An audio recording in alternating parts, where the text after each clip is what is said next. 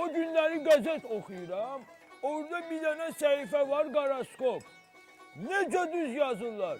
Yazırlar ki sizin günleriniz uğurlu geçecek. Öyle de oldu. Gittim poçta, pensiyamı verdiler. Düzdü, her şey düzdü. Hamısı yalandı. Ne düzdü? Reddelen koy goroskopu. Yazır ki sen bu yakınlarda öz məhəbbətli taparsan. 85 yaşında ne məhəbbət? Özü gittim posta pensiyamı vermedi. Sen ne danışırsan? Vapşem sen bürcün nedir? Ben zat ox atan. Sen ok atan değilsen. Sen atan şıksan.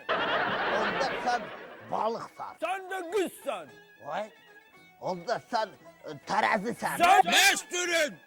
Geri gelsen benim gücüm şirdip, ilim de pelendi. Söhbeti kurtarmasaz gireceksin.